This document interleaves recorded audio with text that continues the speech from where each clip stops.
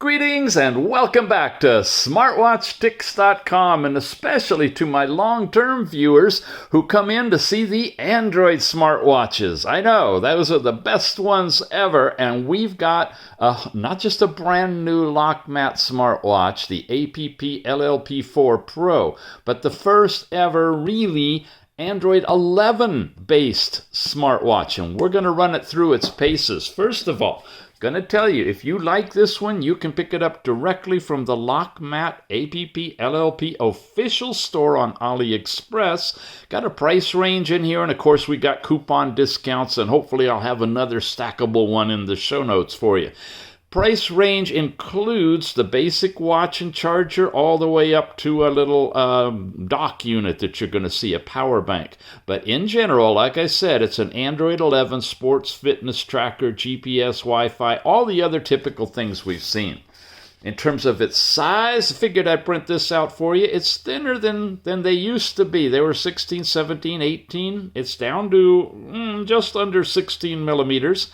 Still pretty decent size overall, and uses a 22 millimeter band. And spec-wise, let's give it a quick run through. You've got a Android 11 1.6 inch, which is pretty standard on all of these former Android watches we've seen in the last couple of years. 400 by 400 DPI, 6 gigabytes of RAM. That's new. Yeah. And 128 gigabytes of storage. Insane. But it's getting cheaper, I guess, and so they got it in here. Here's the big letdown, guys, and at least they're honest about it. The cameras are meager. 2 megapixels. That's like 640 by 480 or something. It's really tiny for the front-facing selfie camera. Works great if you're going to do video calls and such, but don't expect to get that big group shot, from across the room and see anything. Side, 8 megapixels. I think it's really 5 megapixels, probably up interpolated to 8. But nowhere near 12 megapixels we've seen on some of the other watches out there from the past. Looking at a 900 milliamp hour battery and a 900 milliamp hour booster bank that comes with this particular one. SIMs 4G, and of course there's all the different bands and whatnot. Just be aware it's GSM network, which means AT&T and T-Mobile in the US. And double check with AT&T because they seem to be doing something that it makes some of these watches not as compatible as they were in the past. So far, no trouble with T-Mobile though. Here's all the basic materials, product features, and of course we'll give the run through right now so you can actually see it in operation. Now, we're serving a big audience. Some of you are really been around a long time and want to know how the custom watches work, watch faces work, the touch buttons and things. Others have never seen an Android watch before. So this being a basic unboxing, simple one, we're going to do the run through right out of the box. I do have some data on it. I've already used it a couple of days. We're going to show you the interface to the app and, the basic stuff. The more esoteric deep dive, we'll hold that for a future review, including the special aspects of Android 11. It looks familiar. It says it's like the APPLLP4. There's your speaker. It's sealed nicely. Your charging dock here. Your sensors are there, including red diode now for blood oxygen. Couple of buttons, side camera, front camera. Inside the box now you got all kinds of goodies. First, it's a box within a box. So we open this up, dump everything out, including the manual. We have a 4-pin charging dock. This is standard. 2 outer pins are for power, and the inner ones are for transferring data. Magnetically couples, and it is strong enough to hold the watch. And this is a fairly heavy watch. So good charging cable, direct charging cable. Then you've got this power bank, which I suggest you charge it up before using, of course. It's got just the power pins and the magnetic coupling, so you're not going to be able to transfer data with this connected to your computer. And the older or earlier power banks, you could do that. You charge it here with this extra, what is it, a USB to the old micro USB connector. You can see it's already drawing power to charge the watch for whatever power's in here. But simple little thing. And yes. Oh, see, it's booting it up because we put it on it. You actually could, if you are crazy enough, you actually could. Oh, it wasn't booting it. It's just showing you it was in the charging mode. The cable or the band is long enough, if you're about an average sized guy, but no bigger, that you could wear this Hummer with the power bank on it. You could put the wire in it. You could get what you call a bigger power bank and charge the power bank. Yeah, you could go crazy with it. But it will work this way in a pinch. If you're out hiking around, you're going to be out longer than the battery would last on here, which is a couple of days, 2 or 3 days, and you have low power mode too. We're going to show you that. I know, refresher, huh? It's been months since you've heard all of this stuff. Let's hold on to the manual, move everything else out of here, and walk through this quickly. Not a lot of overall detail, but it gets you started. So, there's your catalog, shows you the different languages. Here are the button layouts and some basics. Get deeper into it. There's how you set up the power bank. And then here are some of the different apps discussed that are on the watch. These are the stock ones. And you know, guys, this is an Android smartwatch, which means you can use Google Play, which is on the watch, to download pretty much any app you want. And we've done that in the past. And here we go into other languages. And of course, we will do it again, but not today. Today, we're going to show you the whole thing as it is. So we're already charged up. I'm going to press and hold the top button. It vibrated. Now we get the LOKMAT screen. Now, normally there's a startup sound on this. Ding, diddle, diddle, diddle, ding. It might happen, but I tend to turn it off when I'm testing my watches. So if it doesn't come up, it's because of Uncle Tix here, not because it's not built into it. Long display. Yep. Boom! There would be the sound effect that goes along with that graphic. Sorry I turned it off, but it's there. You can see it on any of the other LOKMAT Android watch reviews. Good quality screen, good contrast ratio, you see, between the brights and the dims. They've got that screen technology worked out pretty well. However, it is not AMOLED, so you're not going to have the always-on capability. And if you try to force it, which you can do with third-party apps, you're going to notice your battery life will decrease fairly quickly. However, if you put it in the special mode to go into sports mode to save your battery, you can squeeze longer life out of it. So there, after a long boot up process, we're in the stock watch face. We're ready to go. As you know, swiping down gets you to a page of different capabilities. You can see if you're Bluetooth tethered, if you have a SIM card in it. By the way, the SIM card on this one, where the heck does it go? Wow, I've lost track of the SIM card. Here's the original APPLLP4, and it's right here on the side. Huh. But not on the Pro. Where did it go? Let's go back to the manual. And here it is. There's the front-facing camera. It's below the camera? Really? Okay. I don't see it. Let's take the band off. Maybe we'll see it then. Lo and behold, oh my goodness, they've hidden the SIM card there, which means that this case has been completely redesigned. That's awesome. Yep, check it out. The backs are completely different. The fronts are really similar. I mean, if you were wearing it, you probably wouldn't know unless you snuck a peek at the side, but the backs are definitely different. All right, let's get back to where we were. We were playing with the new one. We were looking at the SIM card and found the SIM slot. And then there's your power level. When you swipe over, you get all kinds of commands. We've seen those. Do not disturb your brightness level. By the way, brightness full looks like that. And dimmest is like that. So you got a good range. It is visible outdoors full brightness, so you can still deal with things unless you're like right in the bright sunlight. Then you might have to tilt it a little. There's your location services, Wi-Fi, Bluetooth, airplane mode. That's cellular data, so you can turn it on and off. If you don't need it, leave it off, because the SIM card's always talking to its host, right? Exchanging data. And Google and Facebook are awful about constantly sending stuff.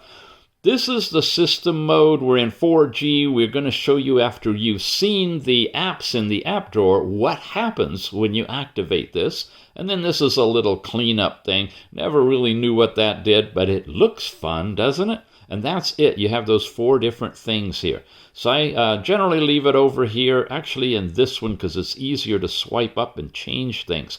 There's our home screen going up now. Gets us into some other stuff. Here's your daily step count information, and here are the previous days and dates and your total steps. So a little more information these days.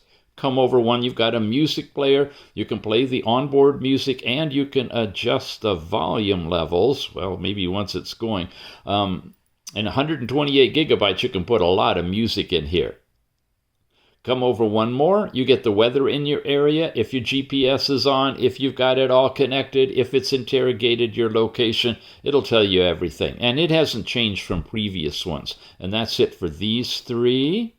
Then, swiping over to the right gets you into notifications sent from your phone or sent from within. Like in Google, if you've got it set up, you'll get all kinds of announcements, your morning forecasts, your news feed, whatever you want. Now, like all Android watches, swipe once over to the left, you get your app drawer. Swipe once more, you get your fitness. In the fitness, you can activate any of these basic fitness activities they've put in, and they have not changed in years, guys. But you don't really want to use this until you've actually set up the fitness app. I'll show you that as we go along. Okay, we're back over here now. You've got phone contacts and SMS, have to do with the SIM card when you have it in.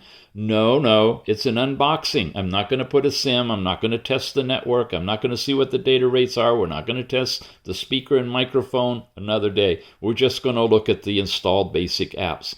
Settings is Android 11. Got to cover that at the end so you can see what differences there are. Now, I got to put it on for the rest of this. We've got a lot of new biometric measurement capability. They started showing up in Android 9 and 10, if you remember some of those. And lots of buggy implementations of it. Now we've got it going on here. I tap in heart rate, and of course it's going to give me my current heart rate. Well, that's my last one, I guess. Okay. No, it's my current one. Wow. I don't know. I really don't know. Got to get off of coffee. There's my heart rate. Here's my blood pressure. And of course, like I said, it's using red diode technology in this one, in Android 11, and the previous ones. I won't spend a lot of time with it. It's going to take its time. It's going to give me a measurement between 95 and 100 generally for blood oxygen. Last night's sleep now is interesting. I did wear it so you could see it. And when I swipe down, I get the actual chart of sleep, and that's when I was awake toward the early morning hours. You got your overall score that they're giving you, awake, light, and deep sleep information, which is fun.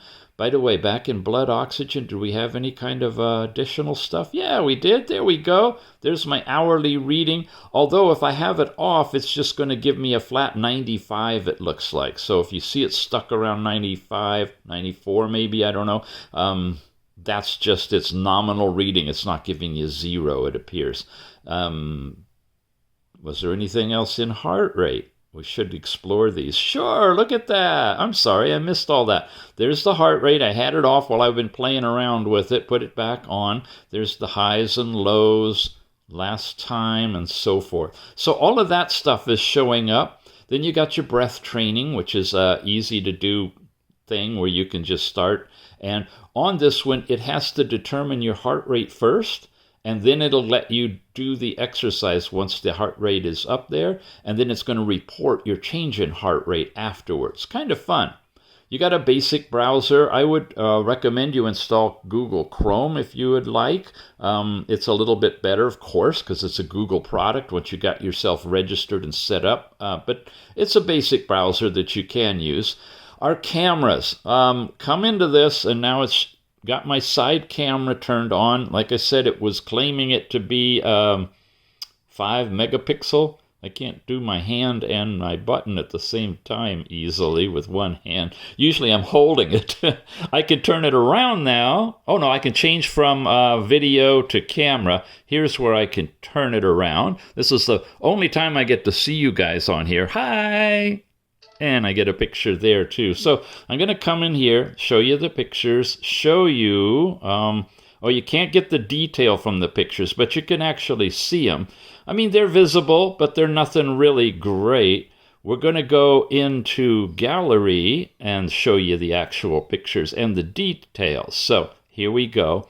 On this one now, the front-facing one, 640 by 480, 2 megapixel, tiny little size, really appropriate only for video conferencing. Go to the other picture. Sorry, it's a little out of focus. You saw how I took it. Details, 2.5 times 2 is what? Is that an 8 megapixel?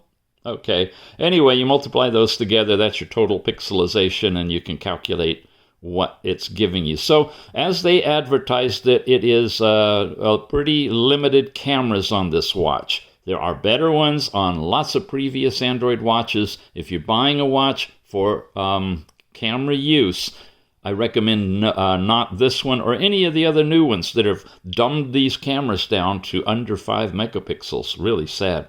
A basic calendar, basic alarm clock, music. That's your basic music player you saw. Okay, I'll show them. Newbies haven't seen these. You can add a clock. You can do all of that stuff and do your alarms right there. And calendar is not the Google Calendar. It's a basic calendar, and that's pretty much it.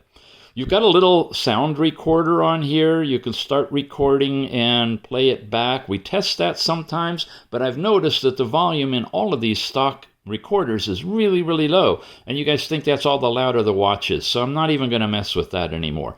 File Manager is where you get in to see your total space, and you can manipulate and change and move and delete files if you want to. Weather, again, it'll compute it in your area once it's established position with GPS. Here I want to take you into the fitness. This is the same as the panel that was over here, except you can come over here and look at your previous activities, and most importantly, you come over here and you make sure this is turned on, that the fitness app uses positioning. Otherwise, you're not going to have GPS active. Here's an outdoor walk that I did for 2 hours and 26 minutes. Well, it was probably about 5 minutes and I forgot to turn it off. But nonetheless, here it goes. And then I've got a historical track as well. Yep, there you go. Zoomed in on my house in my neighborhood. These are lot lines, and you can see kind of the GPS error. There's a house over there, probably about 50 feet, maybe 100 feet in that neighborhood. It's good enough for driving and directions and stuff, but it's not going to nail you as to which room you're sitting in your house or anything like that. And, of course, I could delete it, save it, and, of course, transfer it to the Tethering app, which we're about to get to. That's fitness, your overall desktop settings, simple. You can do dial selection here, your watch faces, or you can press and hold and move through them. We're going to do that in a minute. You got your menu style. You have it like this, curved, which is kind of how I have it, or you can have it linear, or you can have 3 rows of icons only. You can have a clock in the middle with your icons around it, or you can have the icons with the names underneath it, which is really nice. I kind of like that, or the curved linear that we have it set up for right here. And that, click it and it'll come right back into it. So that's available to you in your desktop settings. And then you have this switch styles, which is really strange. This is just talking about when you switch things, what kind of a pattern it will use. You see, it gave us an example of that. So we'll just take that one for right now. Here's themes. This is, again, the different kind of icon look that you can have. Oops. There you go. You can have one of those 2 different types of looks for your icons. Google, basic Google is in this watch. And of course, you go through, you set up your account, you got access to everything, including the Google Play Store. You want to go in and update all of your apps that were pre-installed. It'll get you the latest versions. You got Google Maps in here as well. And then you got this thing on optimization. When we get more esoteric and detailed about apps running in the background and making sure they don't get closed automatically, we have to go into detail on this. But just let it be known that there's a clean task that you have to work with, and that can clean up stuff. You can do screen lock, third-party app adapters, and app freeze. Those have all been around for a while, and they're just kind of technical ways of optimizing your battery and whatnot. The watch face store, which is also accessible in pressing and holding the watch faces and going to the end and hitting a plus sign. This gets you into a store where you can download a variety of different watch faces to the watch from a server. And that's one way you can add to the number of faces you have. App Store is not the Play Store now, but it's just a place where you can download stock versions of a few things like a calculator, a stopwatch, a flashlight, Facebook, and WhatsApp. And yeah, just simple. You just hit download. As long as you're on Wi-Fi, you're connected. I imagine you could also be on cellular. Continue. And there you go. And it'll install now a flashlight, which will turn the screen into a bright white flashlight. Makes it easier for you to see around in the dark, right?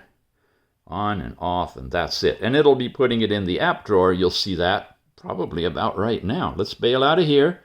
Oh, we're in the app drawer. Okay, here's Assistant. This is where you're going to connect your phone to the Tethering app, and once you have all these different capabilities from within, including overall settings. Incoming ring can happen on the watch now, which is pretty cool. And there's the flashlight that we just installed. So these are the various apps, the stock apps. So the one thing we have left to cover is the settings. And here we go. This is Android 11, folks. You've got networks. So this is where you can do your Wi-Fi setup, mobile network. If you have your SIM in, you get access to all of that. Yes, you have hotspot and tethering capability, and you can set data saver on. Similar, right? So far, everything looks pretty much the same. You've got your overall Bluetooth. It'll be visible by that name to other devices if you're going to try to be pairing it with something, and this is where you'd set up your earbuds and whatnot. Here's your apps and notifications, most recently used ones, default, permission, special app. All of that's pretty much the same, although there may be some esoteric things going on in there. Battery, overall battery level, apps that are running normally, battery saver, your battery management. This is where you could probably work with some of the apps that need to stay on in the background and not be closed. It's a little bit more elaborate battery area. Again, that'll all be handled in a future video, or jump over to the Full Android Watch blog and they talk about this stuff over there. Here's your display, brightness level, screen timeout is from 15 seconds up to 30 minutes. That's pretty much the same. Bottom button takes us back. Twist your wrist to see the time is there. Notifications will light up the screen if you receive any, if you have that turned on. Your sound, basic media. This is what it sounds like. So now you have an idea of the speaker volume, rings and notifications. Okay. Alarms, vibrate for calls. This is where you can come way down here and turn on or off the dial pad tones. I turned them off so you don't want to, have those recorded by somebody and figure out who you're calling. And the charging sounds, you can have that on to tell you to disconnect when you're full if you want to. I generally leave it off. Overall storage shows you I'm using 13, almost 14 gigabytes of memory. Some of that system, and a lot of that is apps that I've put in that I'm going to sideload, but I haven't yet. I have a ton of apps that I like to load up. But even with all that, it's only 11%. Your location, you have that location services switched on here. You definitely want to do that if you're going to be using the fitness or Google Maps. And just some basic stuff related to GPS and permissions and emergency location is on this. You got your Google services. Not going to go into that because it's specific to me, but that's all in there, and you can set it up. Your language and input capability, your date and time, and you can set this using network provided time or manually. Set your time zone, and of course your reset operations. And guys, I tell you, always do a factory reset after you get your watch and charge it up, right? Before you do anything. Then check for firmware updates after you're on Wi-Fi. And if you got any, do another factory reset before you start setting your watch up. It's great. Got videos on how to set up an Android watch. Be sure you watch that, no matter what Android watch you purchase, and learn about it, okay? The watch is the APPLLP 4 Pro. You can do system update check right here. And it's currently running the latest version. And then, of course, you got other things, including your IMEI stuff. And when you go all the way down, you'll get to your build number. That's what you want to be checking. See if your watch, when you get it, is the same firmware as mine is right here. Okay? And that's pretty much it for overall settings. Let's talk a bit now about the sports mode. The first thing you got to do is make sure you got a feel for how many apps and what they are in the regular 4G mode. You had all the access to the phone stuff, got all the Google stuff, you got all your personal apps, whatever they are that you put in. You see all of that stuff? Yeah. Now, we're going to come back. Like that face? That's a stock face. Come down. We're going to come over. We're going to come over again, and we're going to change it out of the 4G mode to the sports mode by hitting that check mark. Now, among some of the subtle things it's doing in the background, it's also limited your access to a variety of apps. Like come over here, you only have the health stuff, heart rate, blood, sleep time, breath training, your calendar and alarm clock, music. You can do your fitness stuff, assistant, and Bluetooth on and off pairing and whatnot here. So a lot less apps available to you. When you slide down, that one's the same, but you come over here, that middle thing with all of your selection for turning on and off all your different features is gone. Yeah. And that one and that one. And you have that little cleanup thing, and that's basically it. When you swipe down, you've got your step count, your music, and that's it. You don't have weather. Anything that's relying on heavy interrogation of the outside environment, but you do have your step count. So in the 4G mode, it's quite limited. I can switch back now to the sports mode. From the sports mode to the 4G mode, it puts us back on Wi-Fi, switches us into the 4G mode, and now all of the apps that you had available are back here as well. Okay. The buttonology, this one brings you back a level. This one turns you on and off. And when you long hold it, you can change from square to circle for your third-party apps on whether they fill the screen or are small. So you can get to the corner information if you need to. Shut down, reboot. Here's that mode switch, which we just did. And then you can look at your recent tasks, and you can throw them away here. Just simply do that, and it throws them all away. And they're all listed there as well. So let's take a look at the watch faces.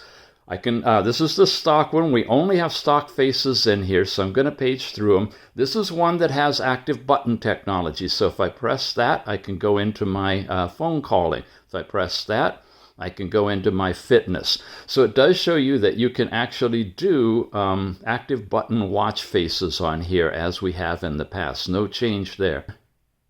We got a couple more. Here's a interesting analog watch. And another analog dark watch. You got a bubble one. This has some active wallpaper, and you have the opportunity to turn this on and say continue, and now you'll get the movement in the background. And there's a few different watch faces that handle things this way as well. That's one of them. They may drain your battery a little bit. Here's another one, same thing, say continue. You get that Tesseract cube type of thing. Only thing I don't like is it kind of obliterates the time. I would have done it differently if to display the time on it.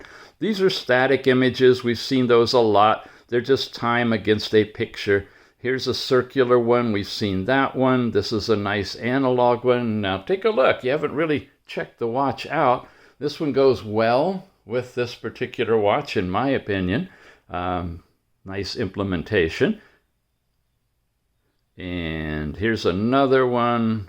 There's a lot. So let's just page through them. If you want to see any of them closer specifically, probably I've got most of them in my other reviews as well. But just a hint of what we've got in terms of the stock faces. Yeah. These are all very, very similar to LOKMAT faces we've seen in the past. That's a good bright one. If you want analog outdoors, I recommend that one. We'll come back to that one. And then you get this one where you can customize your own face. And finally, you get that when you hit that plus sign and you're going into the server for your watch faces. Okay, I'm going to leave it on this one as we switch over to take a look at the app. I don't cover this app all that often because it's basically for all Android watches, and we've covered it a few times. But we'll take a look at it again today. It's been quite a while. See if it's got any kind of updates in it. Gal Fit, it replaces the WII Watch 2, the Wii Watch 2, and the previous ones for tethering to Android watches.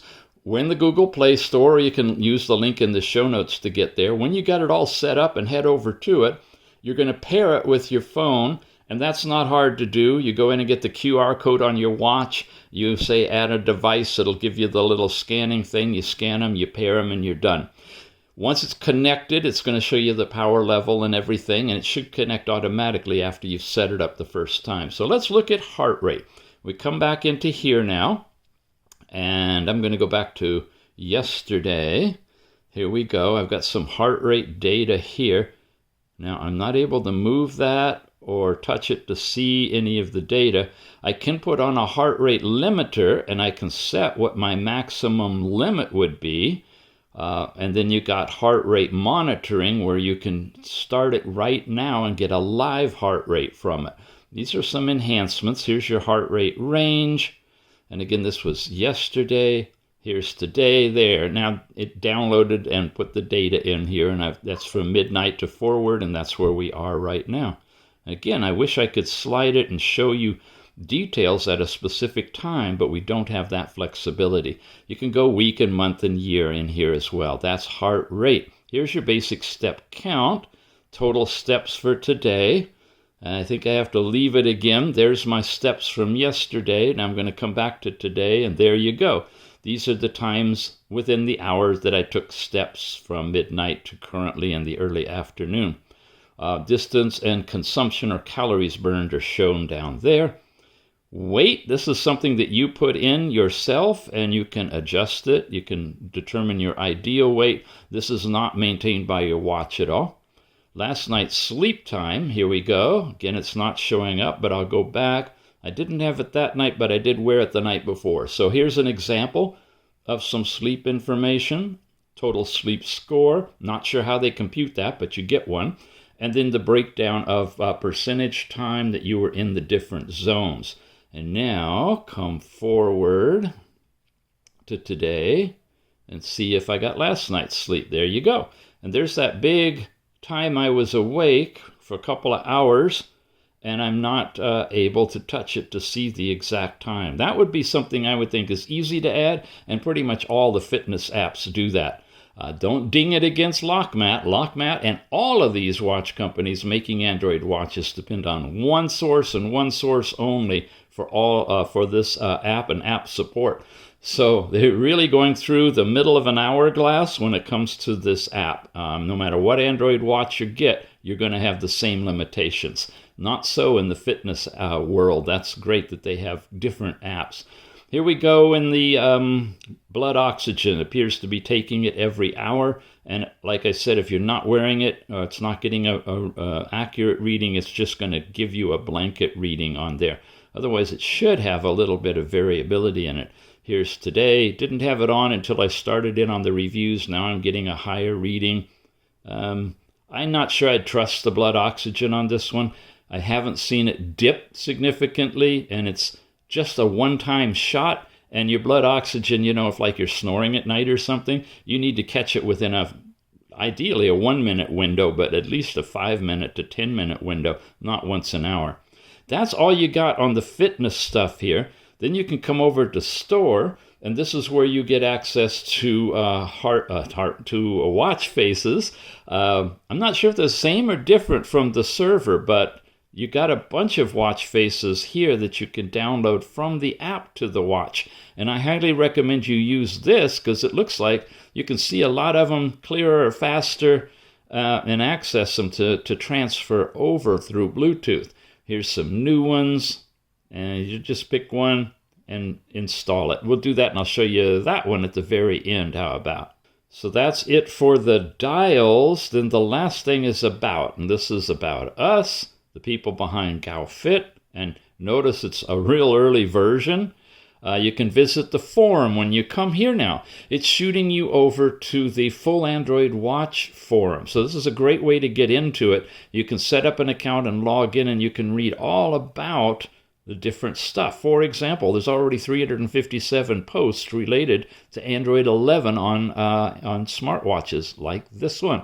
So if you want more deeper detail, you can get it right from your watch. Or you can go to www.fullandroidwatch.org to gain access to it from anywhere, your phone or your computer, whatever you want, without having to come all the way into the app and hit visit the forum. That's where you get to it. Clear cache, we're not going to do it, but you can. Sports permission settings are in this app now, and feedback and overall health. So basic, but it's coming along. It's getting better. There's a lot of supported watches and more coming, and this will be the app of choice. So if you're looking at this and it's not the APPLLP 4 Pro, it's because I've referred you over to this app, this review, to get insight on the GoFit app, because I'm not going to review it to this level of detail in the future on other Android watches. Comacetic? Wow, I haven't heard that word for a while. Thanks. Okay, we're good to go on the GoFit. Oh, and here's that watch face. Sweet, huh?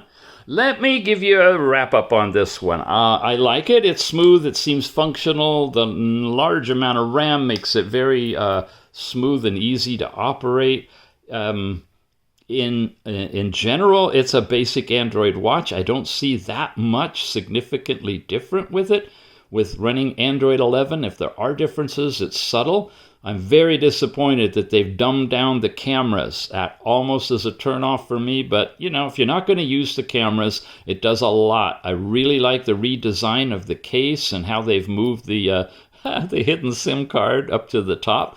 It seems to be lighter weight and well built, and it's very, very similar overall to the original APPLLP 4 shown here. But it just seems to be the next natural upgrade to it, with a upgrade to the operating system. I think I touched something to send an SMS out of here, so we'll bail out of that. Anyway, all in all, it's a nice smartwatch, an Android smartwatch. The fact you can get it with the power bank is great too. And again, you can pick it up from AliExpress, the LOKMAT APPLLP official store over there. The price range depends on what you're getting it with, just the watch or whether you get the power bank included.